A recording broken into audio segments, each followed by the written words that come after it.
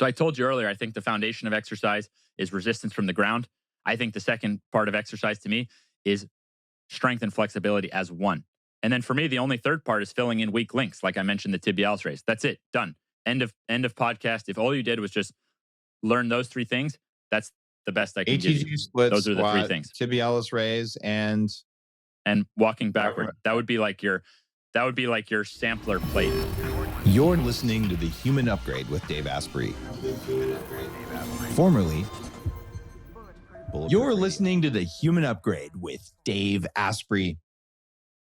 Today is a really fun episode, as opposed to all the other ones, which are generally, they're all fun, but they're just different topics, whatever is top of mind. You know, you're going to hear something likely about being smarter, living to at least 180. If someone says health span on the show, I'm going to sort of thumb my nose at them and call them a wuss. Because the people who are trying to cut the knees off of the longevity movement by saying, we're just going to be healthier and die when we were supposed to die. Screw you guys. Okay, just screw you. Because we are at the point where we can, for the first time in recent history, extend our lifespan. And we have a moral imperative to do this because, this is going to sound weird, but we don't have enough kids. In all European countries, some Asian countries, and certainly in North America, our replacement rate is far below. So we're going to have empty cities, or we're going to have old people with the energy of young people and the wisdom of old people who are going to be productive members of society for twice as long. We better do it, and you're going to be a part of it because you'll listen to the show. So you can just count on hearing that kind of stuff. And today's episode is no different. This is with a guy I've been watching and admiring and sometimes triggered by, just because he does these odd movements that no human should be capable of, yet he is. And someone I actually worked really hard on connecting with last time I was in Florida in his home country. Actually, this was several last times ago. But between having my teenagers when I'm traveling, they get my time and attention first, and he's got toddlers. We never did it. It's none other than Ben Patrick, who is by far my favorite podcaster with the last name Patrick. And who is Ben Patrick? You might know him as knee over toes guy if you follow functional movement.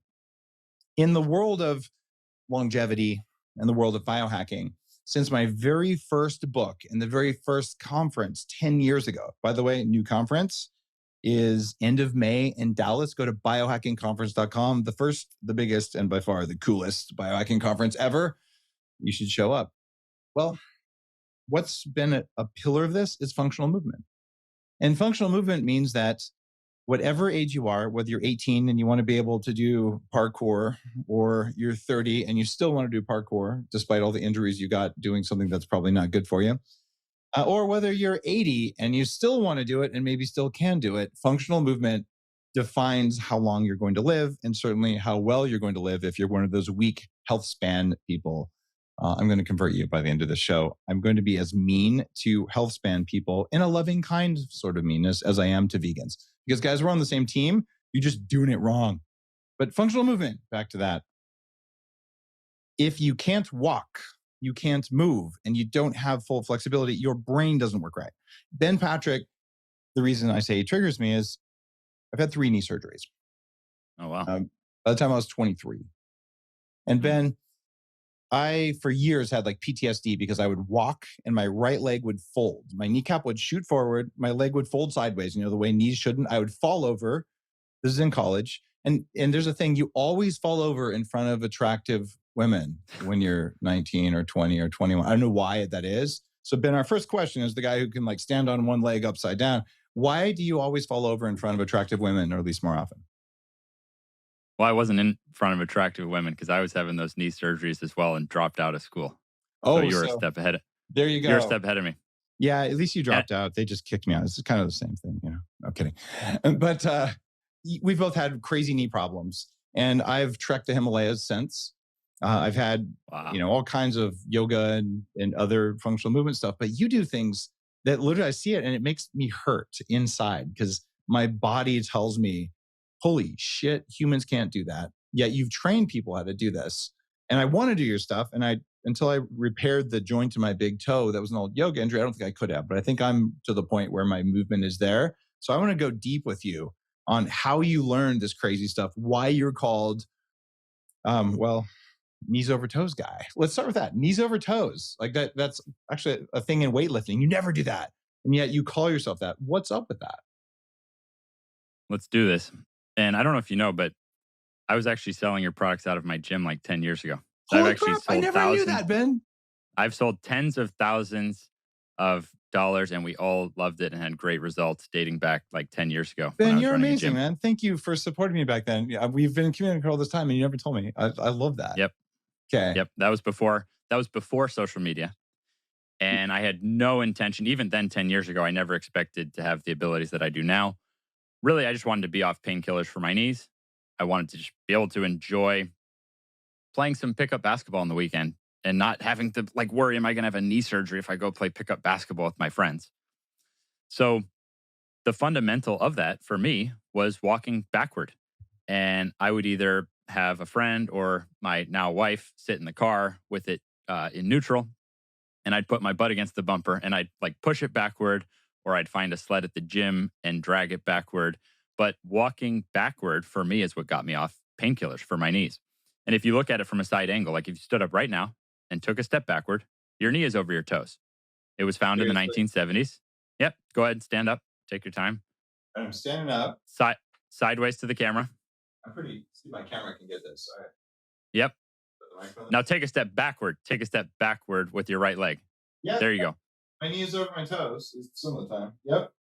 Okay. Yeah, like you wouldn't be able to walk backward. Like backward, walking forward is kind of like knees behind toes. Walking backward is knees over toes. Okay. That's And it was found at a university in the 1970s that when your knee is over your toe, there's more pressure on the knee. This wasn't some like long-term study that found that was bad. They just found there is pressure on your knee when it's over your toe. So for me, it was finding what I could do to improve at that pressure that then got me off painkillers, got me back able to play basketball. So I became I've always been a bit obsessive. So I've probably now spent more time coaching and digging into these ingredients of knees over toes training.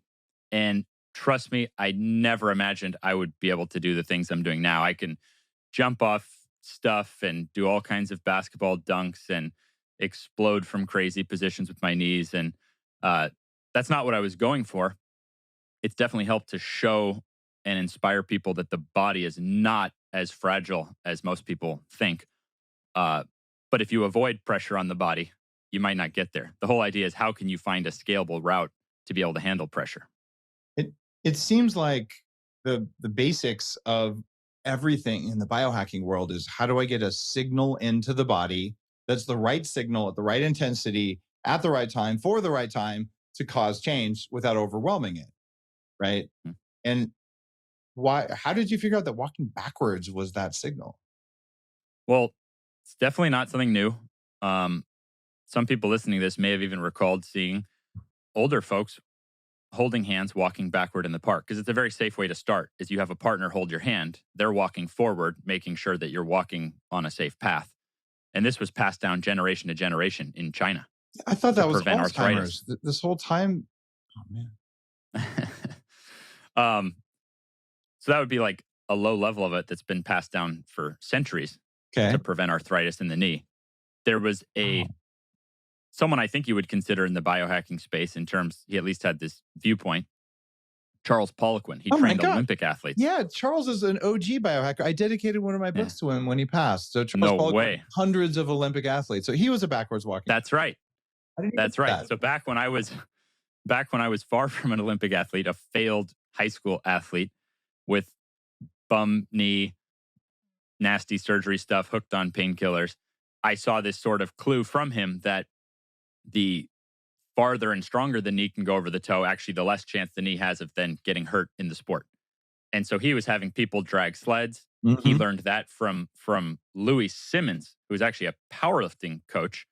And he got that from Finnish powerlifters whose day jobs were dragging trees backward. Like they would have to drag trees. And then they credited getting these incredible legs from dragging trees. Wow. Okay. You're convincing me that there's a history here that I did not know about. I've seen your stuff online about walking backwards, and I admit I haven't done very much of it. I'm about to get a system that I'm testing out that would allow me to put some extra tension while I walk backwards. Oh, sweet. How many miles a day of walking backwards do you have to do? I don't do miles a day. I I've was hoping done, you'd say that. yeah, it was like I look back and I've tracked all my logs. We're talking about 13 years that I've been doing it. And only we're talking roughly a quarter mile 3 times a week for that time. And seeking to add resistance. I'll send you one of our backward treadmills. Only after years and years of the number one question being, how do I add resistance without a sled, without good weather? We make a cheap treadmill that doesn't turn on, Oh but it yeah. has resistance, and it's only for backward. It's a backward How much treadmill. does it cost? 600 if you're paying full price with no discounts, nothing. Okay, so I'll send you one of those within to reach play for with. a lot of people. Or you can go outside for free and do it, and that's something that's really important. There's more people than we've had in the last 20 or 30 years who are now paycheck to paycheck, and it Yeah. couldn't have anything to do with the fact that our government just created 40% more of our currency last year, which means they stole 40% of your bank account and then gave it away, not to you. So I'm a little annoyed about that. I don't know about you, but you live in Florida. My legal team just asked me to end the podcast. It's been great. Yeah, exactly. But like that stuff's going on. So I just want to say $600 is still a lot of money, but it's For sure. It's achievable, and there is a way to do this. Is a weighted vest, or carrying something, or does it need to be pulling something when you walk backwards? That's a great question. I think the foundation of exercise for longevity is resistance from the ground. Now, that could mean, like what I started doing originally, dragging a sled. So if you dragged a sled, where is the resistance on your body? It's the friction on the ground. Mhm. It's not bearing down on you. I recently showed this, and a lot of people are like, oh, I get it. I hooked my mom, who's 69, up to a 1,000-pound sled. She tried with all her might. Did she get hurt? No, not at all. Right. It's fundamentally safe when the resistance comes from the ground. Now, the cheapest form of that would be like a hill. The difference with the hill is you still have to come back down. So actually, a lot of people get great results walking backward up a hill. Just make sure you come down really safely and slowly. And not rattlesnakes. Yeah. So yeah, my treadmill for $600 is not free, but the average one costs over $3,000 at the gym. Also, affordable. Go ahead. It's affordable. Is what I'm saying. Though, Yeah. There's people who are going to have $600, so there's still a lot to learn in this episode. And $600 is for a piece of fitness equipment, not exorbitant by a long shot. It's in the affordable class. Right. I'm with you. Right. And at gyms, the treadmills that are already there, even though I would argue it's better to have ones that don't have the electricity, that you do the work for cheaper. Nonetheless, the million treadmills that are already out there, most of them, if you don't turn it on and you turn around and put your butt against the handle and spin it backward, there's some internal resistance. So this has already been tens of thousands of people had great results actually by backward dead milling, meaning not turning the treadmill on. You use your strength to spin the belt and going backward. I like about 5 minutes if you have resistance, 10 minutes if you don't. Look, if you've got good weather, you could you could drag a tire. Some people have results in driveways dragging tires for that friction. Wow. Okay. So there's a lot of ways to do this. So it's a friction thing, not a weight thing. Yeah, it's the resistance is coming from the ground upward rather than weighing down on you, which is weightlifting has its own awesome benefits. I just think the foundation of human exercise, or let's say resistance training, would be where the resistance comes from the ground because it's so fundamentally safe. You can ramp up. Like when you go backward with resistance 5 minutes, you're getting cardio. Your feet are getting stronger. I help people fix plantar fasciitis by stepping backward. That's a toe first activity. Walking forward is heel first. So there's a lot you can get from resisting from the ground. Did you know there's a new technology that's about to shift the way you think about health? Since it's my job to test things out and tell you what works, I had to give it a try. Studies show that this tool improves both red and white blood cells. But what's even crazier is that it's been proven to reverse early stages of blood clotting in minutes. So if you're looking for the next level of performance and energy, in fact, that's probably why you're listening, so check this out. Users report a significant increase in energy levels. There are studies that back it up too, with a massive 20 to 29% increase in ATP, which is your body's energy currency. This new tool is called Quantum Upgrade. and it's a customizable way to help you reach new levels of health. Whether you're looking for deep relaxation or peak physical or mental performance, it's got settings for everything. I've noticed a meaningful difference in my energy and recovery since I started using it, and now you can too. Quantum Upgrade is offering a free 15-day trial for you because you listen to the Human Upgrade, and thank you. Go to quantumupgrade.io/Dave and experience the change for yourself. That's quantumupgrade.io/Dave. Get a 15-day free trial. When you look at like Shaolin monks, these guys aren't muscular at all, but they can do stuff that a lot of powerlifters can't do, right? And especially on a power per pound of body weight, they're crazy. And I've learned mostly from studying esoteric forms of Chinese medicine and movement arts. I'm kind of a nerd that way. I think you are too. You can strengthen your muscles, which is like the American way. So you got guns or whatever, but then you can strengthen tendons and ligaments. And then in That's the true. East, they talk about strengthening Wang, which is interstitial areas of the body, which is how the Shaolin guys can do this with like no muscle that you can see. And they're standing on one finger and doing all that stuff. Do you know, what are you training? Are you strengthening tendons and ligaments? Are you training muscle? Or are you strengthening bone? Or are you strengthening interstitial tissues? The interstitial goes beyond what I understand. Okay. I don't even know what that word means, but I think I get the concept. But I think you're strengthening everything when you're not avoiding positions, but embracing them. So let's say, okay, when the knee is over toe, there's more pressure on the knee. Um, if I hadn't developed some tendon, ligament, there's no way I'd be able to do all this stuff year after year without ever having a breakdown or getting hurt. There's no way it's Yeah. just muscles. Um, and I don't like to go down like the study rabbit hole. My challenge for myself is almost, can I explain this with common sense? And so, yeah, when you get into some of these tougher positions, you're loading more than just muscle. You're actually loading joints. And there's a big misunderstanding for most, not all people, like you clearly already understand this. Most people don't realize that joints have certain connective tissues that can develop and build. It's not only muscle. Like I grew up thinking, okay, muscle can build, but everything else is just going to degrade. And you hope that you live long enough that it doesn't degrade too much. It's all just downhill. Like I genuinely thought joints are downhill, but muscles you can grow. Yeah, and Well, teeth too. if They you don't avoid grow them, either, except they do. Like every tissue in the body can grow, as far as I can tell. yeah. Now some people have brought up maybe there's certain connective tissues that can't grow, Like but what? we already know that. We know that tendons and ligaments can grow. There's uh, cartilage hasn't been explored as much. It A lot of does people think, absolutely in some circumstances grow. I mean, we know stem cells can, but for me, the most profound thing I've ever seen in the space that you'll probably love. This was when I was running a longevity anti-aging group near Stanford in Palo Alto when I was in my late 20s, because I was learning all this stuff about how to fix my body from people 3 times my age. This woman came in. She was probably 50. She was morbidly obese and on a walker. And she came in and just could barely move, and her knees were in terrible pain.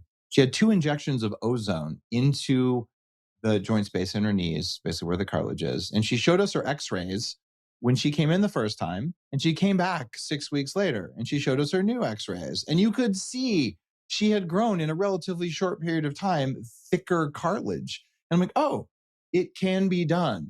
Now, whether she was a freak case, what other variables, I don't know. But I believe we can even grow that, even though a lot of people think we can't. And I would bet if we measured yours, whether new cells grew or maybe they hydrated, maybe you have more glucosamine on them. I think everything is there if you get a signal in, and you just came up this crazy backwards signal that I'll bet you money fixes cartilage too. yeah, and I think it's possible. Okay. And we already know that plenty can grow to make a significant change. So these principles are just don't work through pain, find these positions where you can be addressing your joints, and then fully train the joint. So the goal is actually to progress from backward walking to full range of motion knee strengthening. And That's what does that that's look the like? route. So you do your quarter mile 3 times a week of walking backwards with some weight. Yep. And then how would you strengthen the knee after that? Yeah. And to be clear, I think the backward walking is a great starting process in itself without adding Okay. weight to it. Just so someone out there is thinking, a lot of people get results just with the backward walking. To this day, my zero program where you need nothing, no equipment whatsoever. To this day, that's the most appreciated program. So I sell equipment, but zero is still the most appreciated. Progressing then, strengthening calf muscles, strengthening tibialis muscles, tibialis anterior is the muscle on your shin. So it goes from under your knee, wraps around to the inside of the foot. We want to strengthen all these things. It's like a ground up approach. Like we're rebuilding the body from the ground up. And The backward walking, you're pushing through the that's the toes. muscle that's like right here on the Is that your right my leg? left leg. Or I guess maybe our screen is inverted. Oh, Yeah, I think, all right. yeah. Yeah, It exactly. would basically, It actually starts from the inside of the yeah, foot there's that one. and then wraps across. Okay. And then it comes across the top, or it comes across Yeah, it comes across the the top. top. So then, Your shin muscle. is it the shin muscle on the outside of the shin, There you or go. on the inside of the shin? Yes. On the outside. There's This a, one. Yep. It goes under, it goes on the outside. All right. yeah.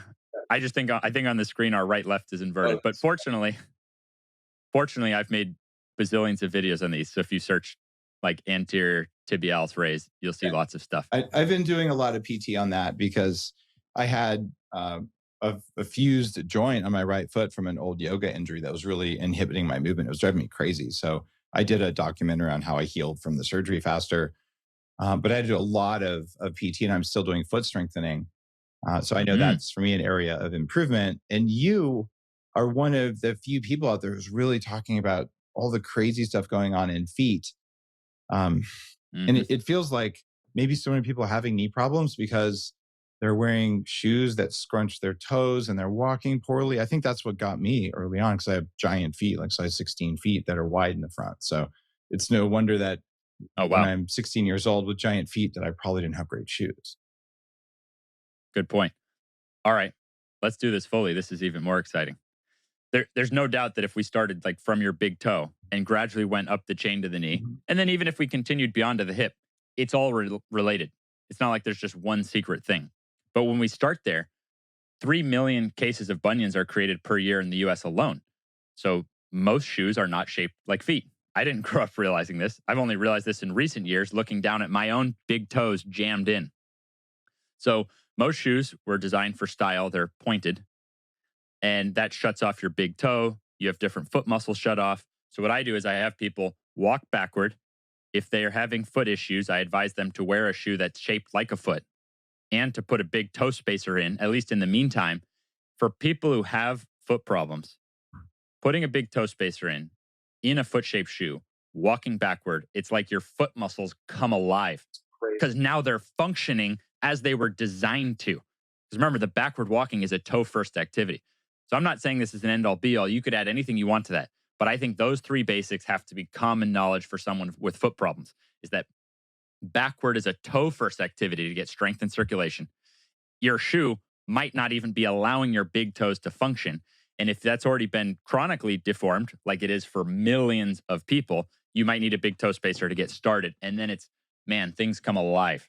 So yes, I've gone so far down this that I have the only basketball shoe that's shaped like a foot.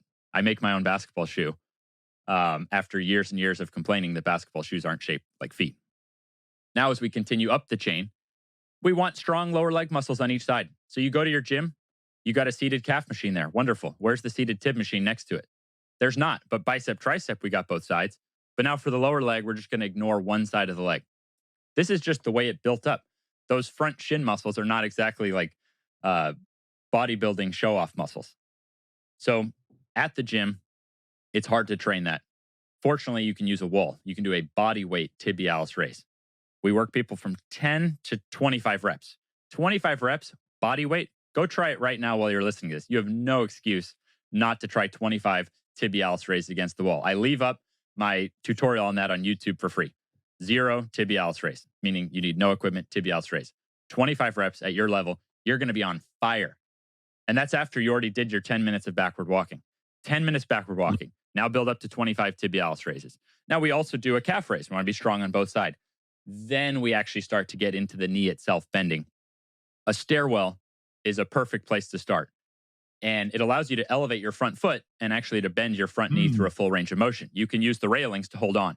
So I call this an ATG split squat. A split squat is like a lunge but stationary. Okay. This is typically done with the knee bending about halfway. I do it full range of motion on a split squat. So I don't do a half split squat. I do a full range of motion split squat. ATG is short for ass to grass. I made my business Athletic Truth Group just so that it would Ass be to ATG. grass, Athletic Whatever. Truth Group. I love it.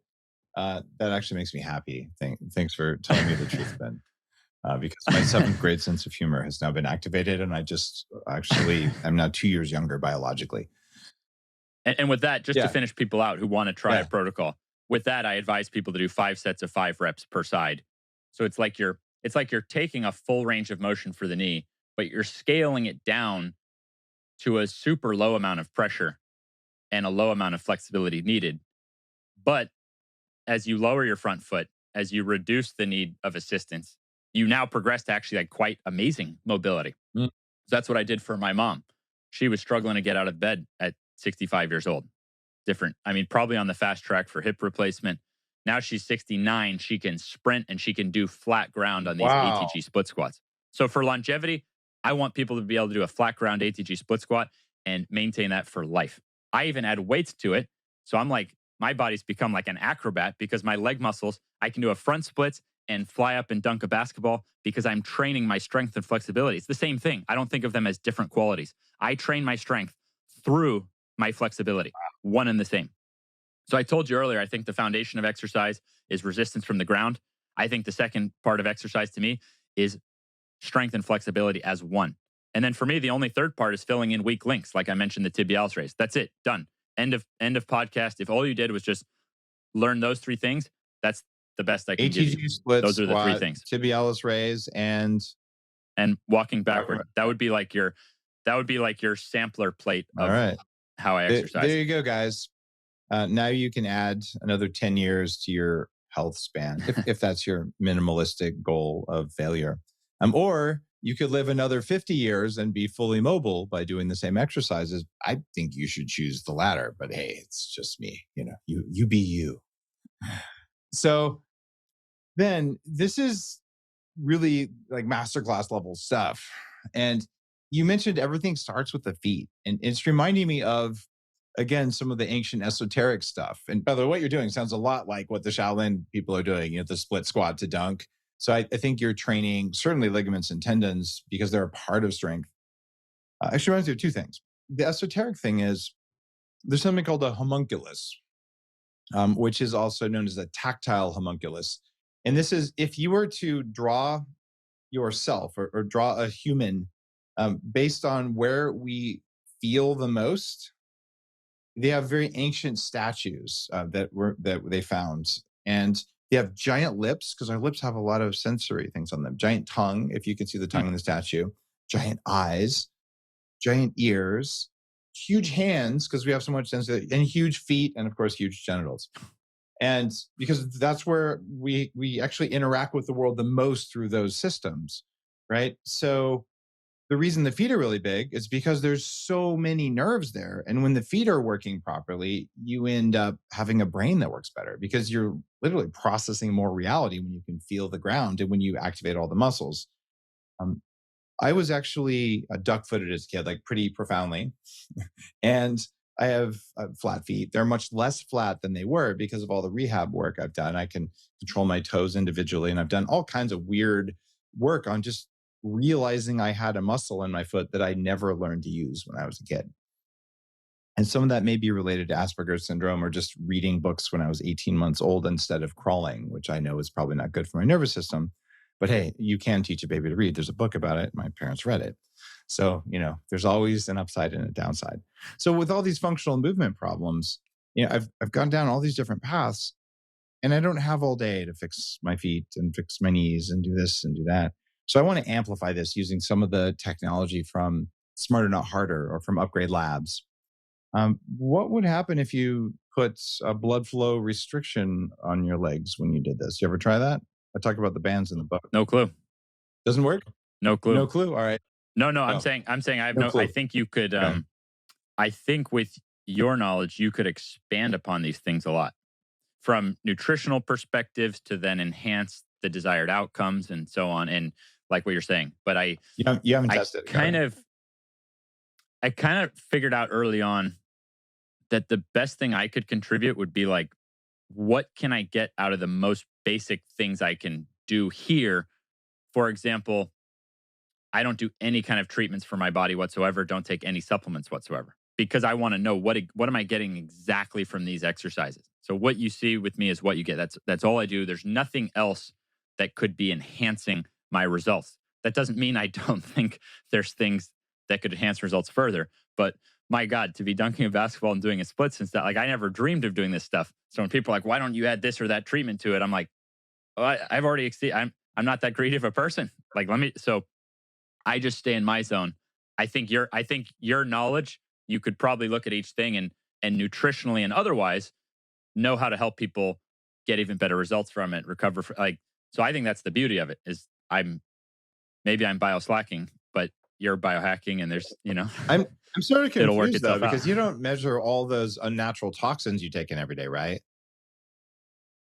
I don't measure But them, you're but taking because them, I have so wouldn't it make sense to at least take supplements to balance those out since you can't prove that they didn't I'm cause all the definitely benefits? I'm starting to sense like I'm definitely on your an side. earthquake of logic slowly tumbling in, and tomorrow you're going to be taking handfuls of pills. Like I'm seeing it.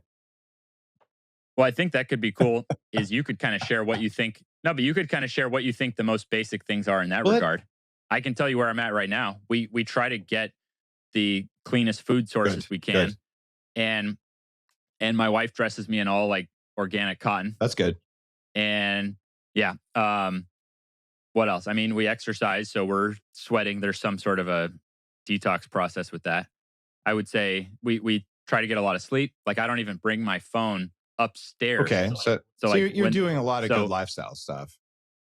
Okay. yeah, exactly. So there's nothing. I guess there's nothing. I guess I'm more on the removal side, not necessarily Yeah. adding things to it, but like what can I sort of Do, eliminate on the do you removal take side? Simple do you stuff. take or do you drink tap water? Do I drink tap water? So this one's kind of tricky because we have a 1-year old and a 3-year-old. I was always doing glass bottled water before that, but now that we have them in the house, we get bottled Fiji Okay. water.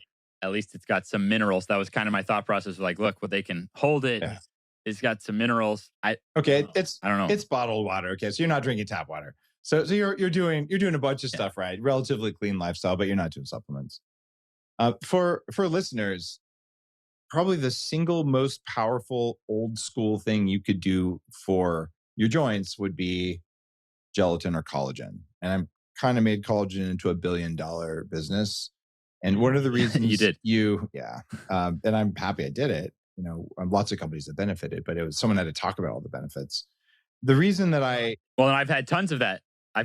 So I would be oh, actually well, that's that reminds it. me because of your Oh, product. We've been using that for I want to say about 10 years. So oh my incidentally, gosh. Okay. So there's you're on collagen there. something. Here's one of the things that Yeah. inspired me to make that collagen. And I talk a lot about, I went to Tibet and I had yak butter tea at 18,000 feet. And I felt like something turned on. And that led me down this path for Bulletproof Coffee. And my new coffee company is now Danger Coffee for new listeners. And it's called Danger Coffee because who knows what you might do? You might even, have a 42-inch jump, even though you had knee surgery like you do. So before that trip, literally, or I say on that trip, but literally 7 days before I started walking around Mount Kailash, I had descended 7,500 feet in Nepal in one day. And the cartilage in my knees was so bruised. And I was still dealing a lot with knee pain and knee problems that I've since resolved. In fact, it was a miracle I could do this. My doctor, after my third surgery, had said, be grateful you can walk. You're never going to be running or doing any kind of sport again. And I was 23 when he Wow. said that.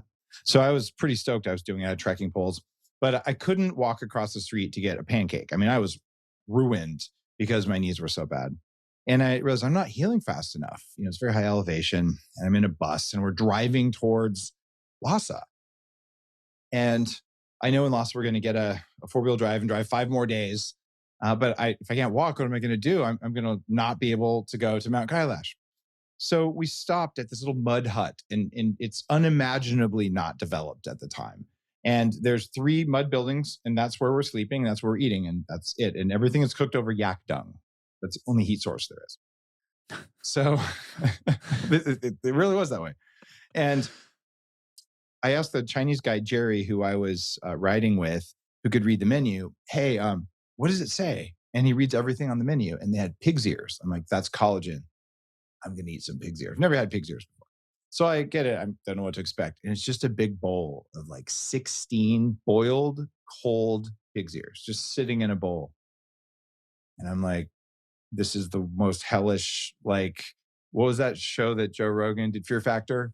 It was like a Fear Factor episode. So I'm like, oh, and I ordered some soup, and I'm dipping them in the soup to warm them up. And just, anyway, I ate all 16 of them. And the next day, pain was 50% gone, and I could move. And I kept healing after that. And I was able to do 26 miles at rough terrain around the mountain. It still hurt, but I could do it. And that's collagen. Unreal. That's why it's so important. But the second supplement for people listening, I wrote about this one in Superhuman in my longevity book. It's glucosamine HCl. It's an old school knee thing. It's not glucosamine sulfate, which most people sell. It's the acid form of glucosamine. It has very positive effects on blood sugar regulation. But for people with knee and joint pain, it's a very affordable old school supplement that has had very profound effects for me. So if you were to say, I'm going to do Ben's program, I want to rewire and fix my knees, I would be doing 20 grams, maybe 30. You don't need a lot more than that a day of collagen peptide. You can put it in your Danger Coffee. You can put it in a smoothie. You can, I don't know, it kind of disappears whenever you put it in. Just get it in. And then I would be doing maybe even up to a gram of glucosamine HCl. And you might find a really meaningful difference in how your joints perform. Same time, since we're kind of sharing knowledge here, I want to be learning from you. I also want to be teaching people. A lot of joint pain that I'm finding these days, especially amongst people who have been vegan or very strong plant-based or even paleo, is they're building up oxalic acid in their joints. And this is caused by kale, especially lacy kale, and spinach, and almonds, and raspberries, and beets, and a lot of these so-called superfoods. Even too much dark chocolate will do this. And so if you're waking up, you always have joint pain and knee pain, these are oftentimes the culprit. And I have been more careful since I wrote my last book, Smarter Not Harder. It included a lot about oxalic acid. I've been more conscious about avoiding this. It's in beans and nuts and grains and seeds and all that kind of stuff. And I'll tell you, my flexibility, the amount of joint pain, it gets better and better. And I think this is an unacknowledged part of aging. So I would say avoid the more inflammatory vegetables that have oxalic acid in them. And by the way, I did tell Joe Rogan and his followers this when I was on his show. And 7 years later, when Mike Tyson came on and was talking about killer kale, Joe said, oh yeah, I had to quit eating kale smoothies because of oxalates. I'm like, yeah, told you so, Joe. So this is one of those things where maybe it's not adding, but it's subtracting, to your point. So if that's useful for listeners, hey guys, I don't want your knees to hurt. I don't want your feet to hurt. I don't want your fingers to hurt. And sometimes it's the veggies. It's probably not the meat. And sometimes it's a lack of a supplement, or maybe you just don't know how to move, which is why we're going to go deeper with Ben. All right. That's great advice. And it seems like the collagen is that I said I didn't take supplements, but we had at the gym, we had your bars and the ready to drink shakes, which I love those things. That makes me so happy. Yeah. Just to know that, 10 years ago, before we connected, that it was making a difference. Yeah. Yeah. So I think the collagen, it's sort of it's like, I didn't think of it as a supplement because it's like a bar or shake. Like I was using it. If anyone on here has been a trainer, it can be kind of long days, not necessarily time to go get food, or you're trying to stay in the zone physically. And so I lived off a lot of those bars and shakes. So it seems like the collagen would be good advice for someone, as like you said, you can throw it in your coffee. There's so many ways you can get it in. It's not like you're having to take a handful of pills or something like that. Yep. It's just a powder. And since it really doesn't taste like much, that's why it's good. Just make sure it's from grass-fed animals.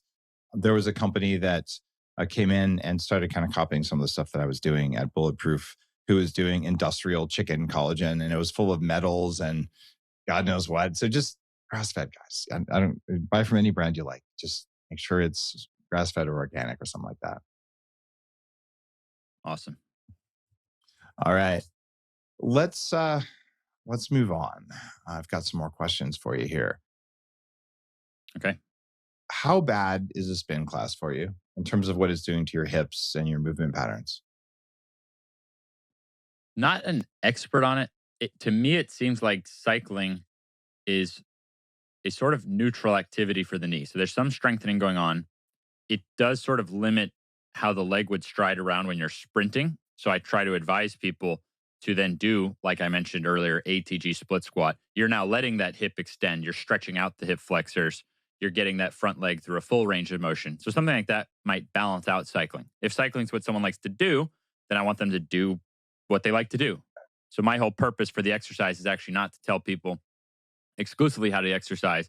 I'm trying to find these common denominators that can help no matter what you like to do. But definitely in working with a lot of people, I see that cycling, you would want to take some extra precaution to be flexible, letting that leg come through a full stride. So like ATG split squat, couch stretch, things where that quad and hip flexor get to stretch out. Some of the people in the Upgrade Collective, our live studio audience, are saying 42-inch jump. Did he just say that? Tell me more about that. So in basketball, the biggest measurable is your vertical jump. So not like a box jump, but really like how high your feet actually get off the ground. And in basketball, they're talking about with the running start. So I infamously had a 19-inch vertical jump in high school. I was ridiculed a lot in high school for how unathletic I was. And I've tested that up to 42 inches now, which is plenty for me to throw down all these dunks. So I think that's where the 42-inch jump was referenced. Okay, that's impressive. I have no idea what my jump is. I should probably test that one of these days. I don't think you need to test it, honestly. Well, I mean, I'm tall enough. I don't need a jump. I just reach up and unscrew the light bulbs. Drives short people crazy. There you go. Until they sit in economy, and I'm trying to sit next to them in a yoga pose. Which brings me to yoga. Good for your joints, bad for your joints. What's your take on yoga? I think of yoga and strength training as sort of a yin yang. So strength and flexibility. I just happen to train both those at the same time. So I don't do like, you might take a yoga pose and a power lift, and then you might see what I'm doing, be like, oh, that's kind of like both merged together. So my goal is to train my strength through the flexibility that my body has, rather than to stretch with no load or then strengthen through a partial range of motion. Okay. That makes sense. So you're kind of neutral on yoga is what I'm hearing. Yeah, well, this seems to have helped certain yogis who lack strength around the joints. So maybe it's painful to get into certain positions. And then it's also I've helped powerlifters squat 1,000 pounds. So it seems to help whatever pursuit you're going to go after. But to me, I wouldn't do just yoga or just powerlifting. I would see those as like two qualities you would want to merge. Can you put one of your legs behind your head? Behind my head? I mean, I don't know what that. Oh, like in yoga. My wife is here trying to show me happy boyfriend pose is what my yoga teachers call it. I mean, I can put my foot in my mouth. You're pretty close, but maybe as far as you could go. I just had abdominal surgery 4 days ago, so I'm not going to push it, but you can get up. Oh wow. Very impressive. So I'm just wondering, again, this is 15 years of anti-inflammatory eating and lots of collagen and functional movement and a bunch of other stuff like that. And my front split still sucks. How can I fix my front split? I got to even this out. Front split? Stretch strength, meaning, so I can maintain a front split with 2 exercises. I don't have to stretch to maintain a front split. I work out a few times a week. You can just do that. I can do a front split year round without having to stretch for it, because I'm strengthening with my hip flexor stretching, and then I do other strengthening exercise with my hamstring stretching. And so you literally put the angles together. Like I literally maintain a front split off 2 strength exercises. That seems unfair and wrong on many different levels, Ben. Looking back, it is kind of wild. Wasn't seeking a front split, was just seeking to protect the body, be more athletic for basketball. And then after a while, I was like, holy shit, I can do a front How long split. does it take someone to develop that if they start working with you? It's like asking any how long question. Where are they now? What are they? What are all the An factors? average But person is a weekend warrior. 2 years. Wow. And that's daily practice or 3 times a week practice? We do roughly 3 times a week, but the days in between, like I like, someone could do some extra work. A lot of people doing my programs now can do a front split or have gone from really bad to quite close to a front split. It's not like something I encourage people to try. Like my program doesn't have front split in it, but if the hip flexors get stronger through stretch and if the hamstrings get stronger through stretch, you improve at your front split. So it's more like, But I think of training. it's Go more ahead. like a side effect. Like, oh, look, I accidentally. Yeah, Yeah. Side effects are weird. definitely. Like sometimes people come into Upgrade Labs to improve their energy. And, if there's a side effect of they don't need a blood sugar lowering medication anymore, it's just a weird, unexplainable side effect because only drugs can do stuff like that. Right. So Yeah, I believe that when you're addressing ability and increase ability, then a lot of the malfunctions like disappear as you go. wow, you're encouraging me to start doing this, to doing your practices on a regular basis. It sounds like it'd be good for me. I'll I'll film for you and just send you like my advice on front Okay, split. I would like that. It's not like it's been a major big goal for me, but I like being flexible. I like having the flexibility of an 18-year-old. And when I'm 118, it seems like, of course, you should want to do that. And if I'm not doing it, it means my That's longevity awesome. strategy needs additional work. Not that my health span's about to end and it's the end of the world, because I just don't play that game. Now, Heck yeah. what about toes? So my toes, like I have really long toes. Like I should be able to play the piano with them. It is a curse unless you're a swimmer, in which case it's like built-in flippers. So um, my toes were always like kind of gnarled and overlapped because they're just crowded, and one of them would fold under the others. And I've been wearing either Zero shoes or Vivo barefoot or the 5 finger shoes.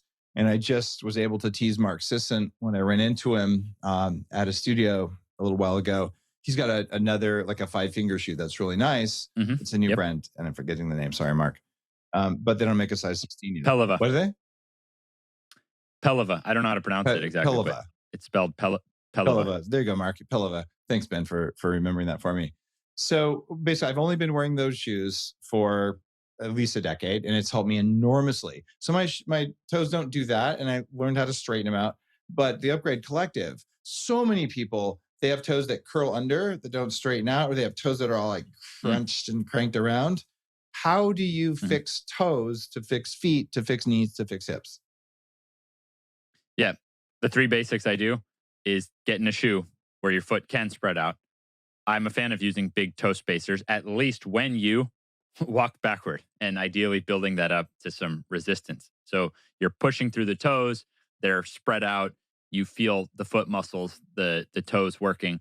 That's the extent that I do for it, those 3. Okay, that's cool.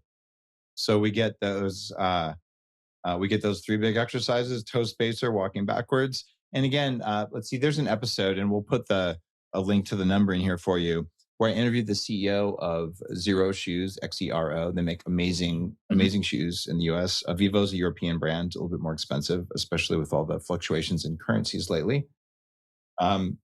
And then there's the old Vibram 5 fingers. And then there's Mark Sisson's new brand, Pelava, we think. Yep. And so, guys, all of those. And if you play basketball, you got my brand. Thank you, Ben. What is the name of your brand? No, it's all good. It's called uncivilized-sneaker.com. Okay, then I'm sorry. You mentioned that earlier. I just didn't see it. So Uncivilized is just for basketball, or do you have other ones too? Just for basketball, but it's a clean, minimal design. And there's white and there's all black. So no one would really notice if you're wearing the all black. And the whole point is that it's not a clunky basketball sneaker. It doesn't have the heel that lifts up. When you have the air pocket or pump in the heel, that's been found to increase your chance of ankle sprain by 4 times. It's not a theory. You're literally lifted up. So if you're playing basketball and you're lifted up higher, it just magnifies how far your ankle sprains. And then it's also foot shaped. So it's zero drop and foot shaped, but it does use nice sneaker tech to give you some bounce. So it's zero. Like, I'm a big fan of Zero shoes. this has more support. There's more cushion Oh, these compared to a zero these shoe. are cool. I did not know. Oh, thanks. Okay, I'm looking at them right now. They're uncivilized. So I've been like shouting at all your competitors because I'm a really good podcast host. I wouldn't say competitors, all in the same, helping each other out. It's actually a rising tide that floats all boats. Fixing shoes is like a 100-year problem for civilization because rich people used to wear pointy shoes to show that they didn't need to walk. And so we still mimic that. Oh, wow. I'm sorry, ladies. 6-inch heels, they can be hot, but they don't have to be pointy to be hot. They can have a round toe that looks like a foot and a pointy thing, and your calves and your butt will still stick out. It's okay. Like just wear those. They look. That's the future. My wife's feet are still natural, and that's hot. So there will be guys like me waiting for you if you let those feet be natural. Exactly. Now, is Uncivilized Sneaker going to have a high heel model anytime soon? Because I know exactly 3 women who would wear it. Nope. We'll stay in our lane with the basketball shoes. I wore Zero shoes. I love the CEO of Zero He's shoes. Great. And it was great. And it really fueled my ideas because I'm like, this concept needs to be in a basketball shoe. Like when you're on a hardwood surface. So yes, it's not natural to cram in the toe. It also wouldn't be natural to be slamming around on a hardwood surface. So that's, these kind of things gave me the inspiration. My friends happen to be sneaker YouTubers and their brand is called Uncivilized. So I'm like, maybe we should just make our own. Like I played basketball with them. We've traveled around the world playing basketball together. And it only took years and years for me to realize, geez, maybe we should just make our own shoe instead of complaining about it all the time. I love the way you're thinking. It's funny. Steven Sashin, who's the Zero CEO, I ran into him randomly at a restaurant in Boulder I was hanging out with the CEO of Gaia Networks. I have a big show on Gaia that's doing really well. So I was out there. I'm like, this is such a small world. Your Uncivilized sneaker, though, you only have size 10 through 13. And basketball players have giant feet. What are you doing, man? Kind of a startup. I'm 32, so we're getting there. Girly sizes, I'm telling you. No. My wife, we run everything together. So trust me, we have like at our HQ, we have sizes 6 to 9 and then also 14, 15. Like we have those testing and really trying to get the sizing dialed in right. Because you want people to have that nice, big, wide toe box. Yeah. So we're testing those sizes. It's coming along quickly now that we I will now buy that we got a it pair rolling. for my son and for my daughter. Sweet. His feet are already too big. We'll comp them for you, of course. He incorporated my genetics, which is what children will do without your consent. I'm very triggered by that. But he stole my jeans, and he's got size 14 feet already. And I'm like, you poor kid. Like, you do not want these giant feet. My wife will make a note right now. Yeah. We'll send you a pair as soon as they're ready. And my daughter, I don't know her size off the top of my head in men's, but do you have a women's thing coming out? These are very masculine shoes. Like, what's all the shoes that are comfy? Actually, no, both Zero and Vivo have some girl sizes, but what, girls don't play basketball? Ben, you're triggering me again. I identify as trigger, just so we're all clear. I was born like without a detection of design, so my wife really has a good eye for design, and she's making like some really nice women's ones. Oh, she is. They're just not on the website yet.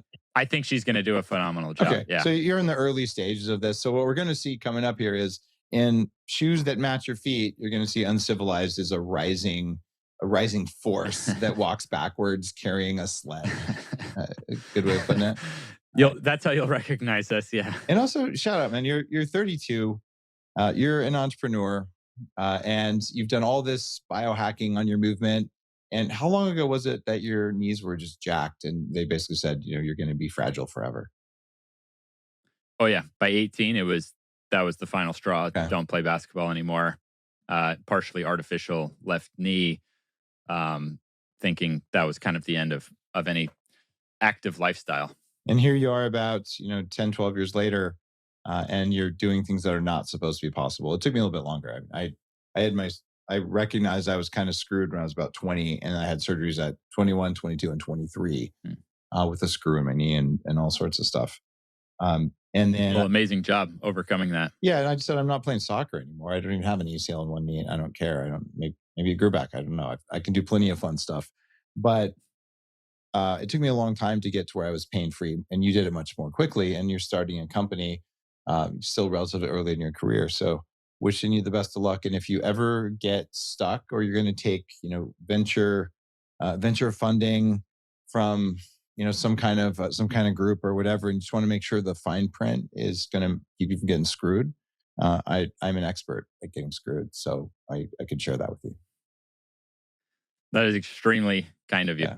And yeah, I've been in the trenches on this stuff. My wife is a much better entrepreneur than I am. So we're very fortunate to have each other, like exponentially better than if I was trying to do this on my own. Just know there's other entrepreneurs who've been down the road who are happy to help if you need good advice. So It's seriously helpful to know that you're willing to do that. I feel like we haven't talked about hips enough. I was going to say, we're getting up to the end of the show, but we talked about knees, we talked about feet, a little bit about ankles and all that. But what about hips? Like, what are the things? I know you're going to tell me the big three, but what are the other things? I see a lot of banded squats.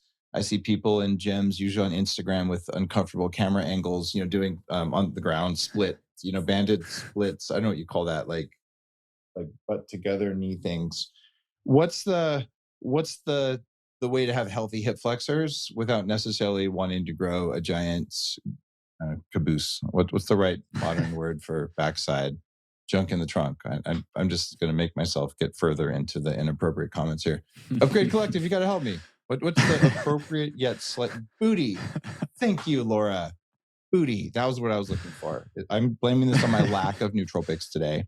I've only had 2 shots of espresso from Danger Coffee. So anyway, I don't want a big booty, but I want strong hip flexors. What's the recipe? Well, what I learned from all the other stuff was just sort of the premise that the body was designed to work right. So first, if something broadly is not working well, I'm going to go on the presumption that we're messing that up somehow, rather than think we need like some expensive, secretive method of handling it. So if you look at the hips, I mean, crap, pretty much all of us are sitting too much. Tech jobs is now, even if you don't think you work a tech job, you're like, oh shit, I work a tech job. And so it's sitting a lot and hunched over and the hips getting stiff. Also, modern lifestyle, we don't tend to keep sprinting, which seems like something we wouldn't have really had a choice out in a Paleolithic lifestyle. Like everyone would have to keep sprinting from time to time. So things definitely seem to stiffen up. Even from the time we're kids, we're sitting in chairs in school. So sitting on the floor would be more natural. Like you watch most hip mobility workouts, like, oh, my 3-year-old already does that naturally. He does all those hip mobility workouts just by sitting on the floor naturally. So sitting in chairs rather than the floor and not sprinting anymore, just from like a common sense viewpoint, it seems to me like those are 2 pretty big deviations. So I already mentioned this ATG split squat, and as boring as it is to say it again, it allows you to stretch out those hip flexors, but in a loaded position, in a strengthened position. So like rather than being like, the solution, everyone on here, go sprint right now, come back. I guarantee 10 people are walking back in here with an injury. I mean, it's just to jump right into that. Like it sounds great in theory to say everyone just starts sprinting. I would say identify what occurs when sprinting, how those hip flexors get to stretch out and they have to be working actively.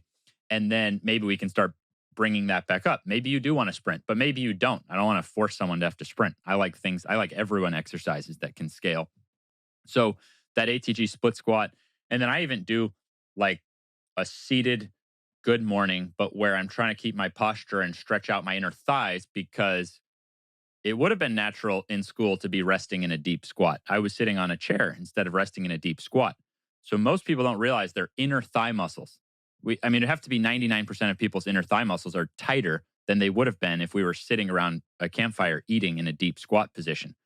And so I actually help a lot of back and hip cases by not only doing this deep split squat, but also by doing a deep seated. Like if you sat in your chair and you tried to reach forward and touch the ground, you would feel a bit of a stretch. So if you sit in your chair and from a sitting position, try to reach and touch the floor. Now put dumbbells in your hands, and if you're keeping your posture, you'll notice it start to stretch your inner thigh muscles. So that's one that I think. There, yeah. Okay. Someone said on the chat, adductor muscles. So I haven't tried doing squats since I had a hernia surgery 5 days ago, but it looks like I can still do like squatting like this. You're saying we should be sitting, like hang out for how long in this kind of squat? I don't actually advise people when or how long or if they should rest in a deep squat, but the way that I do my strength exercise restores and improves that ability. The ability So to for do me, that. it's Okay. exactly. So for me, it's like all the way that I exercise addresses the strength through flexibility of these various tissues to mimic. Because even if you do it now, well, but this should have been something natural for the last 40 Yeah. years. Maybe someone overdoes it and now their knee or their hip hurts. So I'm not an expert in right now. How do you mimic a Paleolithic lifestyle? I don't know. It's not, but with whatever you spend on exercise, 10, 20, 30 minutes a day, whatever it is, even a few times a week, by learning some of these stretch strength exercises where you're stretching through, you're strengthening through stretch positions in directions that we would have had more ability. That's just how I exercise. And sure enough, I can do like that perfect resting deep squat. And I mentioned front splits and various things that those were side effects of stretch strength training. Okay. I get it. So you do the basic three things. You're going to have more mobility and all the stuff you want to do. It took me about 5 years of yoga practice to be able to do just comfortably drop into a squat and hang out there for 5 or 10 minutes. And that's fantastic. And that's a really worthy goal. yeah. And I just help people get there by doing strength training, actually. So I didn't believe it was possible because I never could do it as a kid. And because I had arthritis diagnosed since I was 14. And I had, so many injuries. So for me, it was partly overcoming actually proprioceptive fear, like the fear of my joints. My knee would say, I'm going to send pain signals, even though there's no risk, just because I've been injured so many times. So it was like calming the knee, learning how to do it properly. But I mean, it was years of several yoga things a week. And of course, with yoga, you're doing breath work and all that kind of stuff. And I don't do it regularly anymore. But once the patterns are in, it feels like you can do it. I imagine I'll be able to, barring injury, to be able to do that another 25 or 50 years from now. When people do your techniques, are we getting the movement patterns imprinted? So even if we stop walking backwards every day, are we still going to have functional movement patterns, even if our muscles get weaker? Or do we go back to our old habits? Well, I think it would kind of relate to what sort of lifestyle you're living. So I really advise people to make it part of how they exercise. And it doesn't have to be a lot of time. And when it's working well for you, the more protected your body gets, the easier it is to stay fit. So I would at least say that the effort you put in would take exponentially less time to maintain. But I don't know if I wouldn't advise anyone to just stop doing this stuff. But I would say that it would take less and less time to maintain the better you get at it. So if you're planning to have a family, you should do all this before you have kids, because you're not going to plan to stop exercising. You'll just have kids and then you probably will. Because, well, that's what happens to most people. I'm seeing all the people with kids laughing and everyone else going, what are you talking about? So, the amount of free time you have is not what you think it is. So getting it very true. good. But that's a great point. Yeah. You were making a great point, though, which is like, because you made me think about my kids. And like, so now I'm on my hands and knees and in deep squat positions and all these things that I couldn't do before that I actually help a lot of parents who can't. Those are my favorite wins of all, when a dad is like, oh my gosh, I had my daughter on my shoulders at the park this weekend without having to have my knee braces, or I'm able to bend my knees and rest in a deep position with my kids playing. So by the nature of it, the tougher and more strenuous that was for your joints, that would probably be difficult. So the better you get at it, I kind of see what you're saying now. Like, the better you get at these things, those patterns you might now be in and use. So I suppose it would be possible. But since this is how I exercise rather than a short-term rehab protocol, this is just how I exercise, I never kind of thought about what happens when you stop. All right. But I get it you. would seem like less is needed to maintain. And with the 1-year-old and 3-year-old now, like, we have to carve out our time that we're able to we try to get in like 3 exercise sessions per week. Whereas, so it's pretty easy to maintain for like 3 times a week, 30 minutes. I know now it's like, wow, I can maintain stuff now off this time that I used to have to work out much longer for. Yeah. You start focusing on efficiency. And then for me, I would rather do 3 1-hour neurofeedback sessions and train my brain than do the physical stuff. I'll do the minimum necessary of each to get the maximum results. But that's why I'm asking there. Cool. I've seen one other question here from the Upgrade Collective. If you're listening, you could be in the live audience right now. Go to ourupgradecollective.com and sign up. It's easy. You get a bunch of free stuff that I teach you how to do. And well, then you get to hang out. It's fun. So the question is, what about shoulders and wrists, maybe, or elbows? Anything going on there? I know shoulders are vaguely connected to hips, but do you have things for shoulders that are as revelatory as knees over toes, like shoulders over nostrils or something like that? um, I was faced pretty early on with a lot of pressure to fix shoulders because people locally, I remember like one family, the kid, they thought that he'd never be able to play baseball again, shoulder surgery years later, still couldn't come back, couldn't play baseball. That's a lot of pressure. So I took it very seriously and tried to become a master of my craft in terms of the shoulder. And for example, for him with his shoulder, we simply created a strength training regimen that was the opposite of throwing a baseball. And it worked great. I'm not kidding. So like one exercise strengthened, like, for example, okay, you have muscles, you have different muscles, right, that attach in, and then you have muscles between your shoulder blades. And you even have, like, if you think, when we think of our trap muscles, maybe you've heard of those, and you Yep. think of up here, but they extend down to just above your lower back. Mm, And they're very hard to figure out ways to train them. And yeah. especially with the modern posture, the average adult right now is as weak as a 10-year-old in those lower trap muscles just above the lower back. Like the protection you have just above your lower back, not you specifically, Yeah. but the average person is that of a 10-year-old on an adult body. Meaning like our lower backs are just vulnerable. And those then connect up to the shoulder. Wow. So yeah, so I have, but everything I've mentioned, I give away everything I know. So, like on my YouTube, this would be called, I think I call it how to reverse out shoulder pain on my YouTube. Boom. Everything I just described, you could go see in detail how to start at any level right now, how to reverse out shoulder pain. My YouTube still has no ad money, never turned it on. Over 1 million subscribers, never turned it on. Because I said when I started, I don't want you watching, take this pain relief. Ooh, nacho cheesy. All right, now let's fix your joints. No, I don't I don't want that shit. So you can go on and not have to watch ads. If there's any minor ads, it's just what YouTube puts that I don't even have a choice, but I don't get a penny of ad money. How to reverse out shoulder pain, or when we were talking about the hips, the two main ones that I think are the opposite of the modern hip lifestyle are ATG split squat and ATG style seated good morning. And there's just like tutorial videos on those, everything I know about them. So I don't want to like leave someone hanging with any secrecy there on the shoulder. It would be a lot easier to watch the video if you were curious about that. You know, I think you should turn on monetization. Either that, I'm serious. And you got to listen to my logic here for a second. Either that or like partner with a couple companies that make cool stuff. Then again, you are, because you talk about your backwards treadmill, right? So you're monetizing your own my wife, products.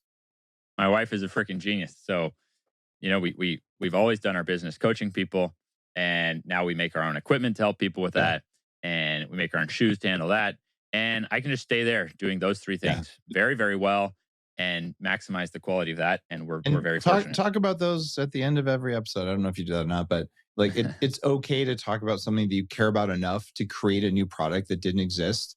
And there's always, especially on YouTube and X is where you find the most trolls.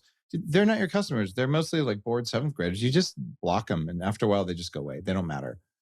But literally, if you care enough to make a product that's new instead of copy someone else's product, in which case you're just a parasite, then like good for you, man. And anyone who has a problem with that, they probably need to get a therapist. So it's just it's okay to get paid helping people, and you help them because you want to help them, and they pay you because they wanted to support your work and get something new they couldn't buy anywhere else. So like it's actually a win-win, and it's super ethical. So don't undersell yourself.